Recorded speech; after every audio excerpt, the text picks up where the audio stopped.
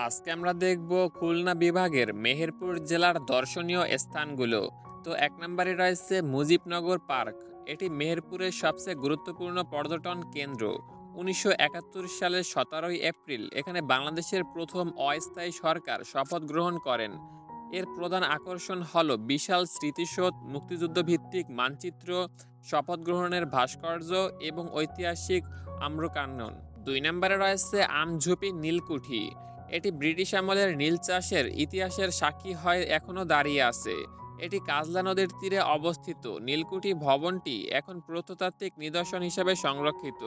এটির অবস্থান হচ্ছে মেহেরপুর শহর থেকে প্রায় 7 কিলোমিটার দূরে আমঝুপি গ্রামে। 3 নম্বরে রয়েছে ভাটপাড়া নীলকুঠি। ভাটপাড়া নীলকুঠি মেহেরপুর জেলার গাঙ্গীন উপজেলায় অবস্থিত একটি গুরুত্বপূর্ণ ঐতিহাসিক নিদর্শন। এটি ব্রিটিশ আমলের নীল চাষীদের ওপর নির্যাতনের এক নিষ্ঠুর সাক্ষী হিসেবে দাঁড়িয়ে আছে। মেহেরপুর জেলা সদর থেকে প্রায় 17 থেকে 18 কিলোমিটার দূরে গাংনী উপজেলায় ভাটপাড়া গ্রামে কাজলা নদীর তীরে এটি অবস্থিত। 4 নম্বরে রয়েছে ডিসি ইকো পার্ক।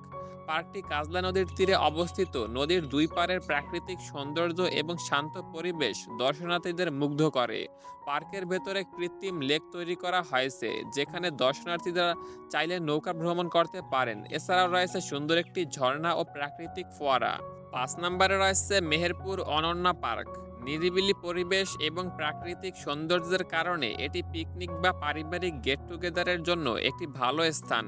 শিশুদের খেলার জন্য এখানে বিভিন্ন ধরনের রাইড রয়েছে। বড়দের হাঁটাচলা ও বসার জন্য সুন্দর বাগান ও বসার জায়গা আছে।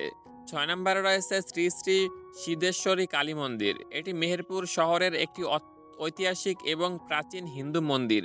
এর স্থাপত্য শৈলী এবং ধর্মীয় গুরুত্ব দর্শনার্থীদের আকর্ষণ করে। 7 নম্বরে রয়েছে বল্লভপুর চার্চ। মুজিবনগর উপজেলায় বল্লভপুরে অবস্থিত এই চার্চটি জেলার একটি উল্লেখযোগ্য ধর্মীয় ও ঐতিহাসিক স্থাপনা।